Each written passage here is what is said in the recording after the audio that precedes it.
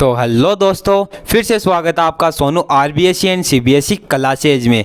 हम जो 10th class की साइंस का चैप्टर नंबर 12 है वो पढ़ रहे थे और हमने जो चैप्टर नंबर 12 है उसमें जो विभवांतर होता है उसके बारे में देख लिया था। अभी जैसा कि मैंने कहा था, इसके बाद में हम देखेंगे जो विद्युत विभव है उसके बारे में और जो ओम का नियम है उनके बारे में, और साथ ही हम कुछ न्यूमेरिकल्स को भी यहाँ पे देखने वाले हैं। तो अगर अभी तक आपने वीडियो को लाइक नहीं किया तो वीडियो को लाइक कर दो और चैनल को सब्सक्राइब कर दो। तो चलो शुरू करते हैं। हमारे पास सबसे पहले है जो विद्युत विभव होता है, मतलब पोटेंशियल। इसके बारे में हम देखते हैं। विद्युत विभव, इसकी डेफिनेशन क्या होगी? विद्युत विभव तो इसकी डेफिनेशन होगी किसी चालक कोई आवेश, किसी आवेश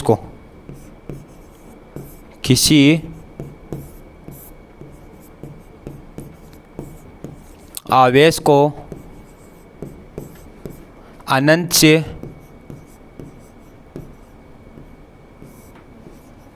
से विद्युत परिपथ में, जो हमारा विद्युत परिपथ होता है उसमें, विद्युत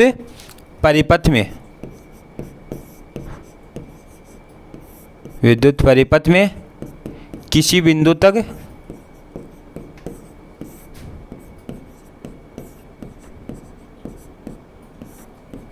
तक लाने में किए गए कार्य के बराबर होता है। यह आपको सबसे पहले नोट करनी है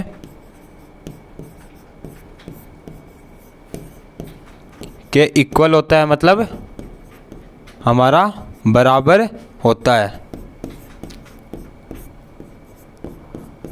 अभी जो हमारे पास डेफिनेशन है, डेफिनेशन क्या बोल रही है? किसी आवेश को अनंत से, अनंत क्या होता है? अनंत होता है जिसकी हमारे पास कोई दूरी नहीं होती। अनंत को हम इससे डिनोट करते हैं, जिसे इंग्लिश में बोलते हैं इनफाइनाइट।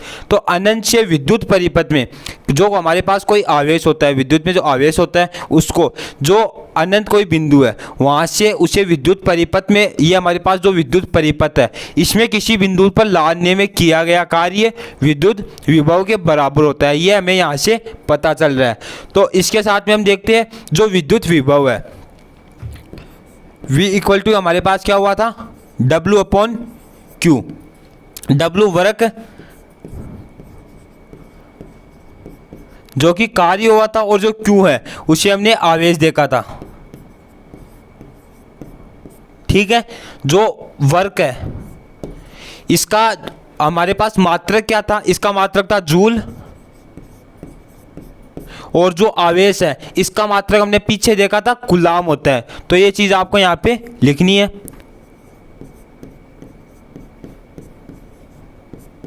जो ये जूल कूलाम है ये सभी मैंने पिछली वाली वीडियो में बता दिए, परंतु यहाँ पे थोड़ा सा वापस रिपीट करवा रहा हूँ। इसके बाद में हम देखते हैं, इसे आप लिख लो। चलो ऊपर देख लेते हैं। जो विभवांतर है, विभवांतर का ऐसा ही मात्रक क्या होगा?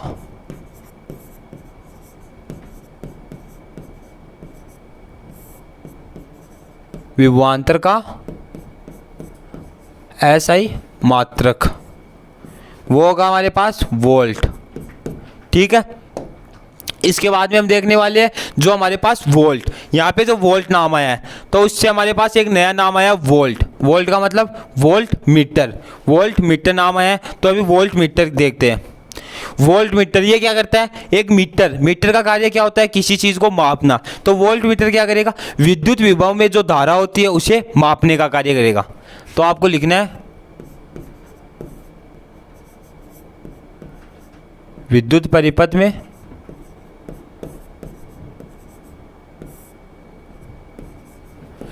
विभवांतर मापने का कार्य लिख सकते हैं, या फिर जो धारा होती है, जो इलेक्ट्रिसिटी होती है उसे मापने का कार्य भी करता है।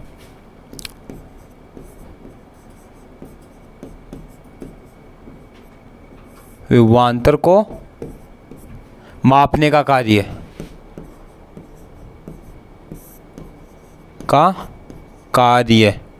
करता है। और इसे हम किस श्रेणी में रखते हैं? हमने पहले देखा था जो हमारे पास जो एमिनोमीटर होता है उसे हमने किस में रखा था, उसे हमने रखा था जो हमारी होती है श्रेणी क्रम। श्रेणी क्रम किस प्रकार से होती है, वो ऐसी होती है जो हमारे स्पीड ब्रेकर होते हैं उनकी तरह, जैसे ये हमारी श्रेणी क्रम थी। और मैंने वहाँ पे भी बोला था एक होता है हमारे पास समांतर क्रम। तो वोल्ट मीटर को हम किस में रखेंगे, वोल्ट मीटर को हम रखेंगे समांतर क्रम में। तो इसे हम रखेंगे समांतर क्रम में, इसमें सभी समान होगी, ऐसे समान रूप से होगी धाराएं, समान रूप से बहेगी। और इसमें क्या होगा, इसमें जो श्रेणी क्रम है श्रेणी की तरह ऐसे टेढ़ी मेढ़ी होकर जाएगी। इसके बाद में हमारे पास यहाँ पे एक क्वेश्चन है, उसे हम थोड़ा सोल्व करते हैं। आपको यहाँ तक लिखना है डेफिनेशन लगा के, ऊपर तक का जो हमारे पास वोल्ट मीटर है वो आपको लिखना है, वोल्ट मीटर, ठीक है। अभी जो क्वेश्चन है, क्वेश्चन क्या बोल रहा है, क्वेश्चन बोल रहा है 12 जो वोल्ट होता है, 12 वोल्ट विभवांतर के दो बिंदुओं के बीच 2 कूलाम। कितने वोल्ट विभवांतर, 12 वोल्ट विभवांतर के दो बिंदुओं के बीच 2 कूलाम आवेशों को ले जाने में किया गया कार्य बताओ। मतलब कार्य को हम क्या बोलते हैं, इंग्लिश में बोलते हैं वर्क। तो हमें क्या पूछ रहा है, W। जो हमने W पीछे देखा था वर्क, वो हमें यहाँ पे पूछ रहा था। और जो वोल्ट है विभवांतर वोल्ट को हमने V से देखा था। और आवेश, कितने कूलाम आवेश है, 2 कूलाम आवेश, 2 कूलाम आवेश। आवेश को मैंने पीछे किससे डिनोट किया था, पीछे देखो, पीछे आवेश को बताया था Q से। तो ये है हमारे पास Q, हमें निकालना है W।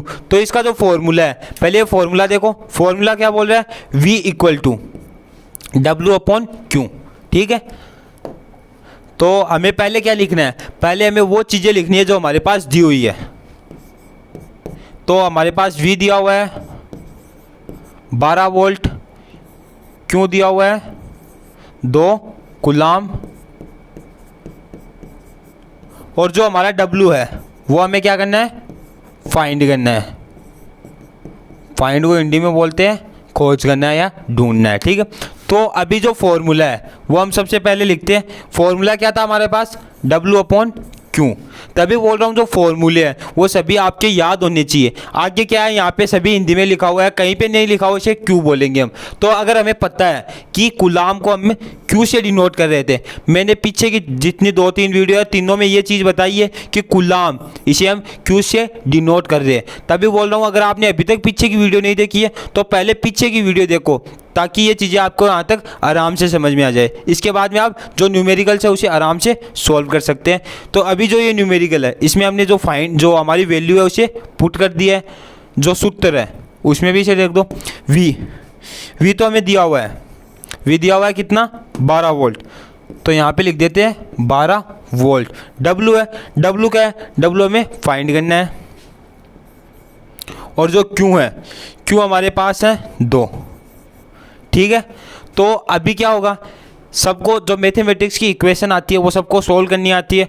तो आंसर आपको लिखना है, कमेंट में आपको आंसर बताना है सबसे पहले क्या होगा।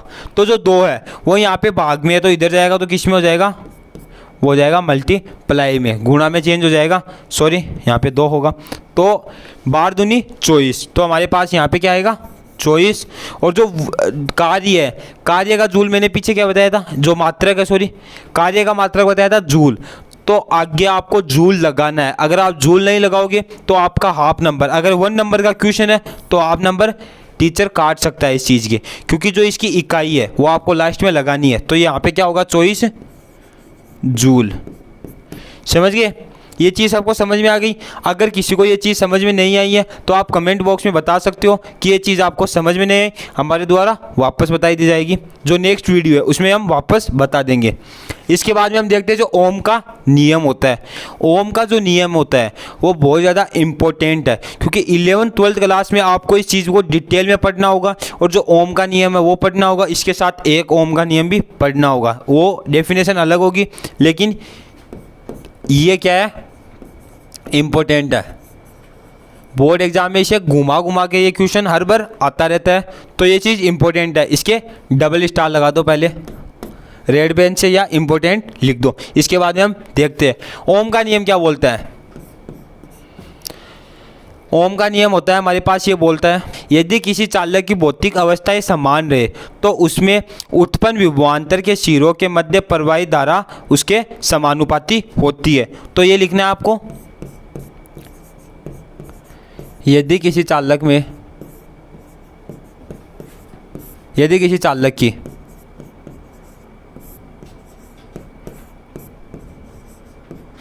जो भौतिक अवस्थाएं होती है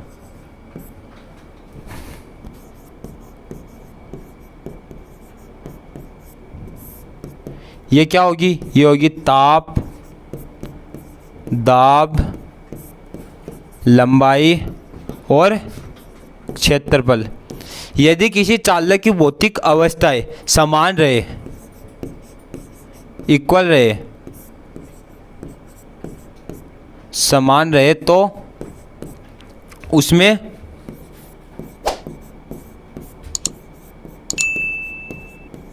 उत्पन्न विभवांतर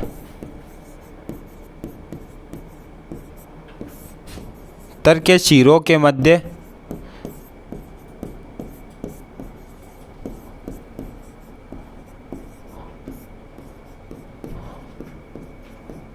जो धारा प्रवाहित होती है, प्रवाहित धारा के क्या होगा, समानुपाती होगा।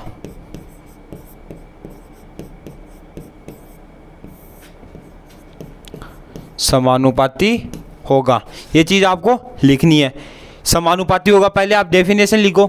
सबने डेफिनेशन लिख ली होगी, अगर नहीं लिखी है तो वीडियो को एक बार रोक लो और फिर डेफिनेशन लिख दो। इसके बाद मैं बताता हूँ जो इसकी धारा समानुपाती कौन सी होगी, उसके बारे में हम देखते हैं। ये बोल रहा है विभवांतर में, मतलब V समानुपाती I प्रवाहित धारा के समानुपाती होगा, विद्युत धारा के समानुपाती होगा, और विद्युत धारा को हम I से डिनोट करते हैं। तो समानुपाती का अगर चिन्ह हटाते हैं, ये चिन्ह किसका है, ये है हमारे पास समानुपाती का चिन्ह। ये चीज़ आपको ध्यान रखनी है, ये है समानुपाती का चिन्ह। अगर इसे हटाते हैं तो ये हो जाएगा R लग जाएगा, R इंटू I। अभी R क्या है हमारे पास, R है हमारे पास कांस्टेंट, या फिर यहाँ पे प्रतिरोध का कार्य कर रहा है ये, क्योंकि हमें जो हमने समानुपाती है उसका चिन्ह हटा दिया है इसलिए। तो R इक्वल टू क्या हो जाएगा, R इक्वल टू हो जाएगा V अपॉन I। ये चीज़ आपको ध्यान रखनी है। V होता है वोल्ट और I होता है एम्पियर, जो कि धारा। ये चीज़ सबको पता है। अभी ओम का जो मात्रक है वो क्या होगा, ओम का SI मात्रक, वो हमारे पास ओम ही होगा। और ओम है, ओम का जो सिंबल है वो किस प्रकार से होगा उसे देख लो। ओम का सिंबल है वो इस प्रकार से होगा, ठीक है। ये ओम का सिंबल रहेगा आगे हमारे पास। अगर कहीं भी हमने फिजिक्स में ये सिंबल दिख जाए तो आपको ये चीज़ माननी है कि इसे ओम बोल रहे हैं।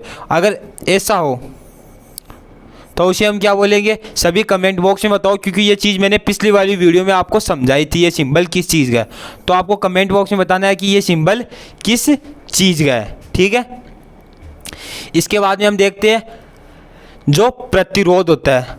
हमने यहाँ पे देखा था आर क्या है, आर एक प्रतिरोध का काम कर रहा है, सॉरी आर क्या है, प्रतिरोध का काम कर रहा है। किसका, प्रतिरोध का। अभी प्रतिरोध क्या होगा, सबके मन में ये क्वेश्चन आ रहा है, तो अभी प्रतिरोध की डेफिनेशन देख लेते हैं।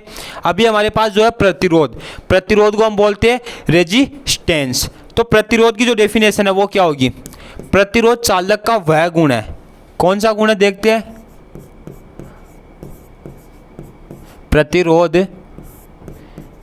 किसी चालक का, मतलब कोई चालक है, चालक का वह गुण है जो क्या करता है, जो कि परिपथ में जो धारा प्रवाहित होती है, प्रवाहित धारा में क्या करता है, अवरोध, जो कि रुकावट होती है। अवरोध सभी जानते हैं, रुकावट होगी उसे उत्पन्न करने का कार्य करेगा। प्रवाही धारा में अवरोध उत्पन्न करने का कार्य करता है। क्या करता है, धारा को, जो प्रवाहित धारा है उसमें अवरोध उत्पन्न करने का कार्य करता है। इसे हम क्या बोलेंगे, जो प्रतिरोध है, चालक के इस गुण को हम प्रतिरोध बोलेंगे। आगे आपको लिखना है, चालक के इस गुण को हम प्रतिरोध बोलते हैं। अभी प्रतिरोध किस प्रकार से, जैसे आप घर में नहीं पढ़ रहे हो, ठीक है, आप पढ़ाई नहीं कर रहे हो, तो क्या होगा, जो आपके पेरेंट्स हैं, पेरेंट्स में जैसे मम्मी पापा या कोई बड़ा भाई बहन है, वो आपको डांटेंगे, तो वो क्या कर रहे हैं, पढ़ाई और आपके बीच में क्या कर रहे हैं, अवरोध उत्पन्न कर रहे हैं। वो पढ़ाई और आपके बीच में कर रहे हैं अवरोध उत्पन्न, जो आपके मम्मी पापा है वो,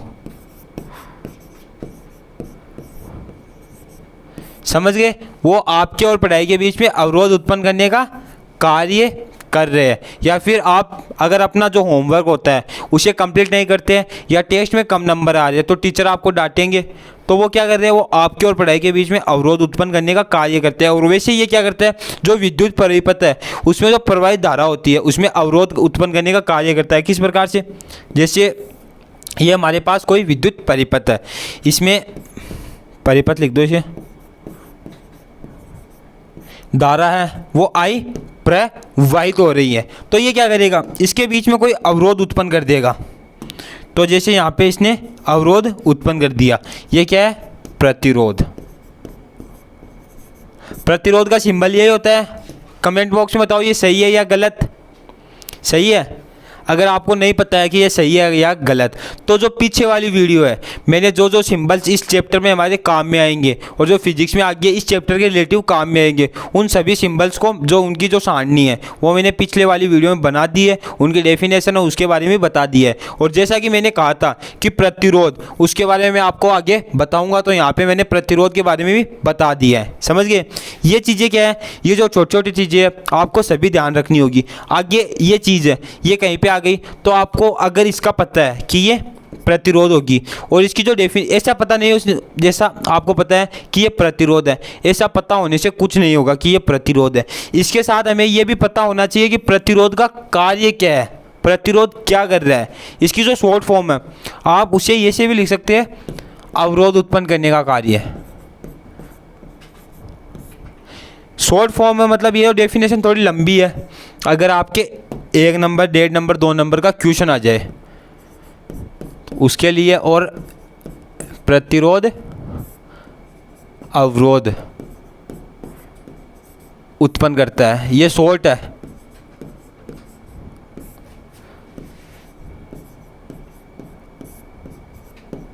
इसे लिख दो, विद्युत परिपथ में प्रतिरोध अवरोध उत्पन्न करता है, ये शॉर्ट फॉर्म है। अगर 1 नंबर का क्वेश्चन आ जाए, एग्जाम्पल और मतलब इसके समझाओ कि प्रतिरोध क्या है, 1 नंबर का क्वेश्चन आ जाए तो आप ये चीज़ लिख सकते हैं। अगर थोड़ा बड़ा क्वेश्चन है, थोड़े नंबर ज़्यादा है, तो आप इसे थोड़ा बढ़ा चढ़ा के भी लिख सकते हैं, लेकिन मेन डेफिनेशन आपको यही याद रखनी है। समझ गए, ये मेन डेफिनेशन है। इसके बाद में हम एक क्वेश्चन देखते हैं। ये क्वेश्चन है हमारे पास, एक न्यूमेरिकल है, वो हम करेंगे। और जो जो आपकी बुक्स में न्यूमेरिकल्स हैं वो आप क्या करो, जो फॉर्मूले आ रहे हैं उनकी सहायता से वो न्यूमेरिकल करो, क्योंकि ये चीज़ें बहुत ज़्यादा ज़रूरी है। एग्जाम में आपके ये न्यूमेरिकल चीज़ पार्ट के जो रिलेटिव है ये न्यूमेरिकल से आएंगे।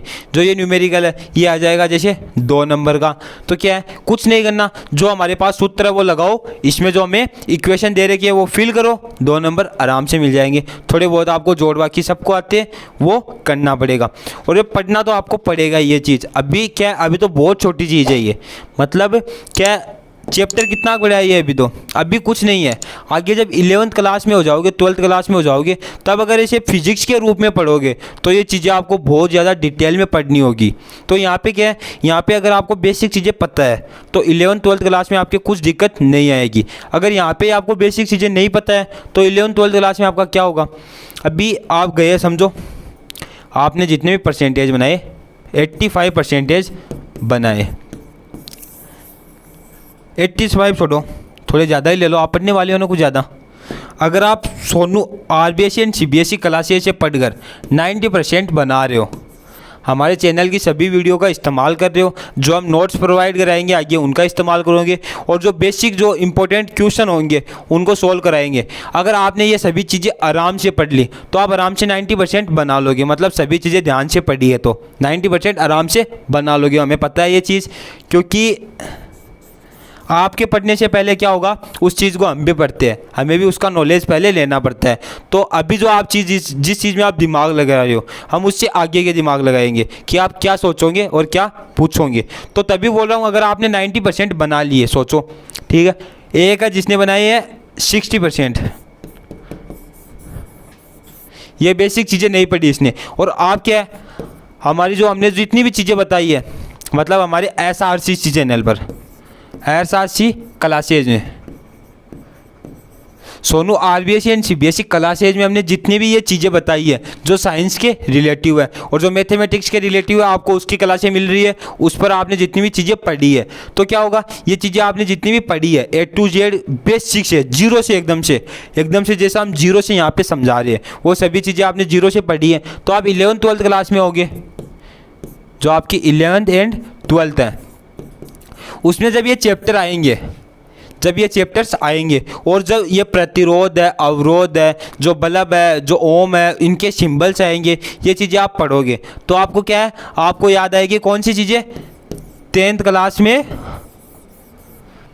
Sonu RBSE and CBSE channel पर जो चीज़ें आपने पढ़ी थी वो सीधे आपको याद आएगी उस समय, कि हाँ उस समय सर ने बताया था ये चीज़ें इस प्रकार से होगी। और जो 11th एंड 12th क्लास है, वहाँ पे आपको बेसिक कोई भी नहीं बताएगा। वहाँ पे टीचर ऐसे थोड़ा फ्री रहेंगे कि अभी बेसिक पढ़ाएंगे, बेसिक कोई नहीं पढ़ाएगा। इसीलिए बोल रहा हूँ इन चीज़ों को यहाँ पर ध्यान से देख लिया करो। अभी जो 60% वाला है, इसे बेसिक कुछ नहीं पता, तो आगे 11th 12th क्लास में इसका क्या होगा।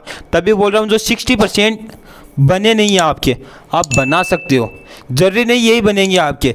अगर आप पढ़ाई कर रहे हो, हमारी जो क्लासेज है उसे रेगुलर ले रहे हो, Sonu RBSE and CBSE channel पर आप रेगुलर पढ़ रहे हो, तो क्या है 60 से 90 आप आराम से कर लोगे। ये चीज़ इम्पॉसिबल नहीं है, परंतु पॉसिबल तो आपको ही करनी पड़ेगी। हम क्या है, हम चीज़ें प्रोवाइड करवा सकते हैं। जैसे अगर आप बोलोगे सर क्वेश्चन लाओ इस चैप्टर के जितने भी न्यूमेरिकल्स है उसकी एक वीडियो बनाओ, तो हमें क्या है, वीडियो तो बनानी पड़ेगी, हम बना देंगे। बाकी पढ़ना न पढ़ना तो आपके हाथ में है ना। अभी हमारे पास एक न्यूमेरिकल है। न्यूमेरिकल क्या बोल रहा है, जब कोई विद्युत हीटर, क्या है हमारे पास एक विद्युत हीटर है, जब कोई विद्युत हीटर विद्युत स्रोत से 4 एम्पियर, कितने एम्पियर है, 4 एम्पियर विद्युत धारा लेता है, तो उसके सिरों के बीच विभवांतर V, ये हमारे पास आ गया V विभवांतर कितना है, 60 वोल्ट। उस समय विद्युत हीटर कितनी धारा लेगा जब विभवांतर को V वापस आ गया 120 वोल्ट तक बढ़ा दिया जाएगा। समझ गए, 120 वोल्ट तक बढ़ा दिया जाएगा। समझ में आ रहा है कुछ, मतलब हमारे पास यहाँ पे विभवांतर 2 है, एक है 60 वोल्ट जिसमें 4 एम्पियर में ले रहा है, और अगर उसमें अगले समय हम उसे डबल कर दें, विभवांतर को 120 तक बढ़ा दिया जाए, तो उसमें जो ये हमारे पास हीटर कितनी धारा लेगा, I कितना लेगा, ये चीज़ आपको ध्यान रखनी है। समझ गए। तो हमारे पास एक हमने जो ओम का नियम है उसमें कुछ जो फॉर्मूले है वो मैंने आपको लिखाए थे।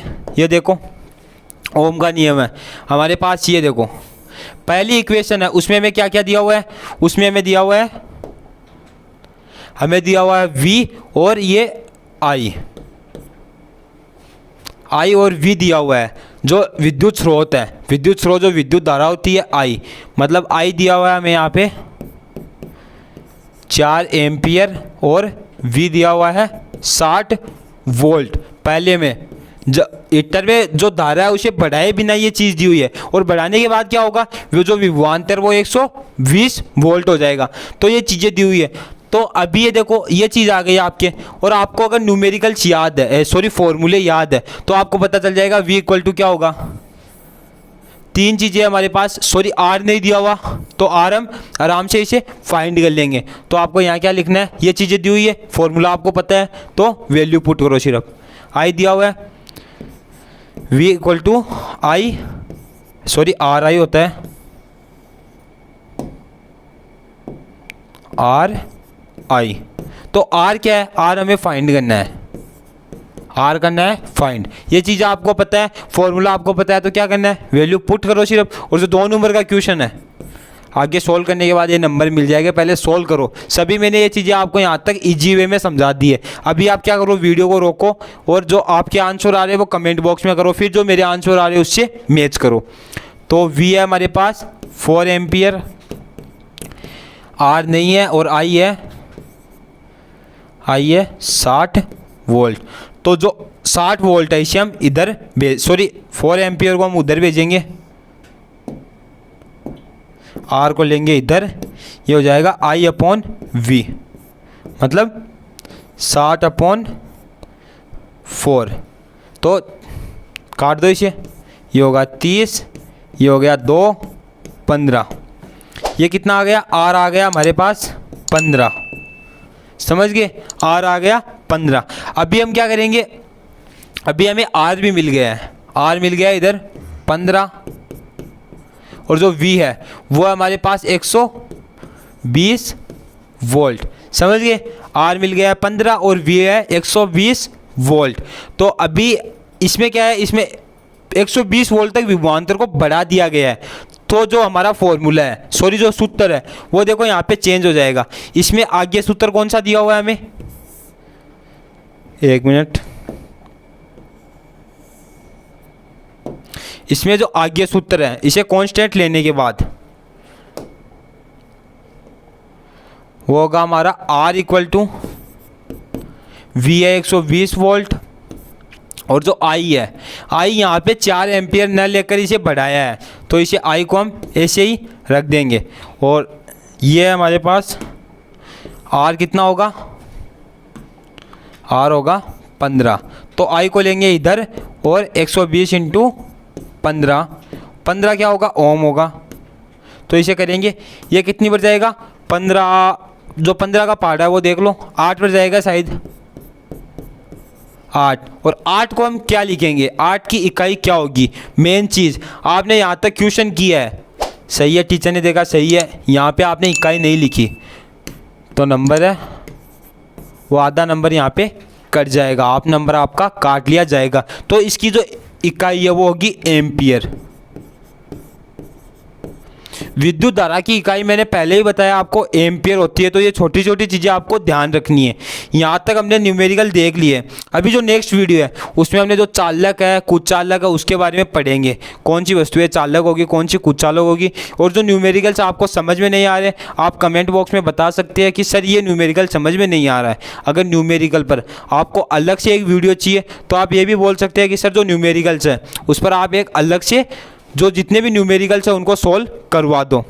तो आई होप आपको यहाँ तक वीडियो पसंद आई होगी। अगर वीडियो यहाँ तक पसंद आई है तो आप चैनल को सब्सक्राइब कर लो। वो तो मुझे पता है आपने पहले ही कर लिया होगा। अगर गलती से नहीं किया है तो आपको सब्सक्राइब तो करना ही है, कर लो। क्योंकि फ्यूचर में क्या होगा, जो बोर्ड एग्जाम है उसके रिलेटिव जितने भी इंपॉर्टेंट क्वेश्चन है 10th बोर्ड के और जो 12th बोर्ड है उसके भी हमारे चैनल पर आ जाएंगे। तो तभी बोल रहा हूँ आप चैनल को सब्सक्राइब कर लो। आई होप आपको वीडियो यहाँ तक पसंद आई होगी। आइए तो लाइक कर दो। थैंक यू, धन्यवाद। मिलते हैं नेक्स्ट वीडियो में।